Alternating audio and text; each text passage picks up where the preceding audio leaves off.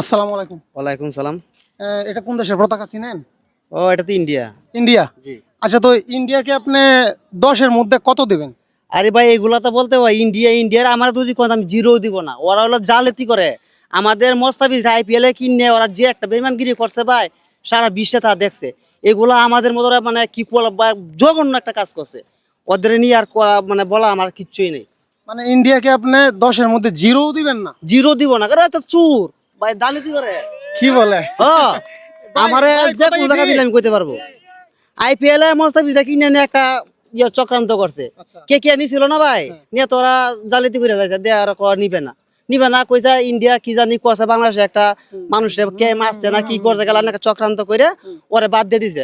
On আবার বলতাছে India বাংলাদেশে বিশ্বকাপ খেলার জন্য নো প্রবলেম, যাবে না। কেন যাবে? ওরা তো নিরাপত্তা না দিতে পারে, আমরা বিশ্বের লোক যে যাইব বাংলাদেশের লোক, ওরা নিরাপত্তা দিব কেমনে? আচ্ছা কারণ ভাই, লোক তো একজন যাবে না, আচ্ছা ভাই, অনেকে যাবে। আপনি একটু ঠান্ডা হন, আপনার কথায় যুক্তি আছে। তো বেচা কেনা কেমন চলতেছে? বেচা কিনা আলহামদুলিল্লাহ ভালোই। আচ্ছা, আলহামদুলিল্লাহ। তো মুস্তাফিজকে কেকেআর থেকে বাদ দেওয়ার মূল কারণ হচ্ছে কারণ হচ্ছে ওই যে ওই যে বাংলাদেশের ময়মনসিংহ ভাল্লুকাতে একটা ঘটনা। একটা ঘটনা হয়েছে, এটা সত্যি না কি এটা কইতে পারে না, ইন্ডিয়ার একটা চক্রান্ত আচ্ছা, তো করে হ্যাঁ, তো মুস্তাফিজকে বাদ আমি জানি না। মুস্তাফিজকে বাদ দেওয়া কি যুক্তিগত হয় নাই? না, যুক্তিগত হয় নাই। আচ্ছা, তো আপনি কি এখন চান যে বাংলাদেশ ইন্ডিয়ার মাটিতে গিয়ে বিশ্বকাপ খেলুক? আমি কখনো চাই না, এটা হবেই না। না, কারণ মোস্তাফিজ যারা নিরাপত্তা দিতে পারে না, যে বাংলাদেশে মনে করেন অনেক লোক যাবে, যেমন ধরেন খেলোয়াড় তো যাইবে, তাছাড়া এমন সহকর্মী আছে না, দর্শক ওরা তো যাবে, যাবে, দর্শক সাংবাদিক যাবে। হ্যাঁ, ওরা নিরাপত্তাটা কেমনে দিবে? নো প্রবলেম, এটা হবেই না। আচ্ছা, তো বাংলাদেশ ক্রিকেট বোর্ড এবং বাংলাদেশ সরকার কিন্তু সিদ্ধান্ত নিয়েছে বাংলাদেশ বিশ্বকাপ খেলবে, কিন্তু ভারতের গিয়ে না, অন্য জায়গায়। এটার সাথে কি আপনি একমত? বাংলাদেশ মানে কথাটা আমি আপনি বলছেন যেটা আবার একটু বলেন, আমি মানে বাংলাদেশ সরকার এবং বাংলাদেশ ক্রিকেট বোর্ড তারা চাচ্ছে ভারতের মাটিতে গিয়ে বিশ্বকাপ খেলবে না।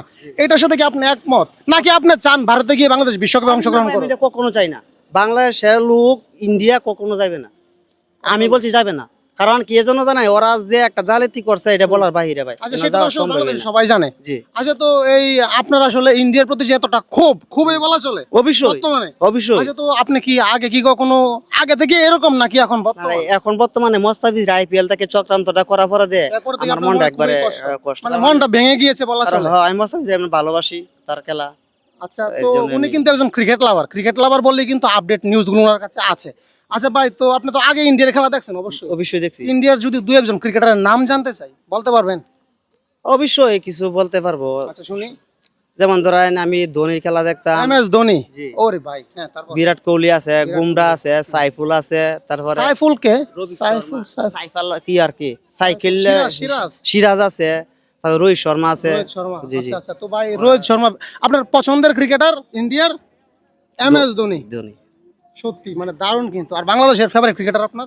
বাংলাদেশে আমার সবচেয়ে ইয়া মাশরাফি। মাশরাফি নাকি মোহাম্মদ মিথুন? না না, মাশরাফিকে আমি ভালোবাসি, মাশরাফিকে আমি ভালোবাসি। মাশরাফি। আচ্ছা, তো প্রিয় দর্শক, ওনার মনে সত্যি খুবই কষ্ট। একজন ক্রিকেট ফ্যান কিন্তু কখনোই চায় না যে তার দেশ বিশ্বকাপ না খেলুক। হ্যাঁ, অনেক দেশ কিন্তু বিশ্বকাপ খেলার জন্য অধীর আগ্রহ নিয়ে আছে, কিন্তু তারা সুযোগ পায় না। আর বাংলাদেশ বিশ্বকাপ খেলার যোগ্যতা অর্জন করার পরেও তারা খেলতে চাচ্ছে না। সেটা তো আসলে হুম, আমরা তো জানি কেন জানি। চাচ্ছে না। ঠিক আছে ঠিক আছে। তো আপনার এই ভিডিওটা ইন্ডিয়ার অনেক মানুষই দেখবে, দেখুন, আপনি তাদের উদ্দেশ্যে কি বলতে চান? আমি যা সত্য তাই বলছি। মানে ইন্ডিয়ার অনেক মানুষ দেখবে, তাদের উদ্দেশ্যে আপনি কি বলতে চান? তারা আসলে কাজটা আসলে কতটা যুক্তি করেছে? ইন্ডিয়ারা যারা কাজটা যে করছে আমাদের মোস্তাফিজ রে নিয়া, এই কাজটা তো আপনারা সঠিক করেন নাই। তবে ভবিষ্যতে এরকম আজকে বাংলাদেশ একটু ছোট রাষ্ট্র দেখে আপনারা এরকম জালিয়াতিটা করছেন, অন্য রাষ্ট্রের লগে আমরা এরকম করে আপনারা হাইরে আয়া পড়েন। আচ্ছা, আইসিসি এবং ইন্ডিয়া, এখানে আইসিসি কে নিয়ে কি বলতেছেন? আইসিসি তো চেষ্টা করলেই বাংলাদেশের ম্যাচগুলো অন্য জায়গায় দিতে পারতো। যেমন পাকিস্তানে ইন্ডিয়া যায় না, আপনার পাকিস্তান ইন্ডিয়াতে আসে না, অন্য ভেন্যুতে ওদের ম্যাচগুলো হয়। তো বাংলাদেশের সময় কেন নয়?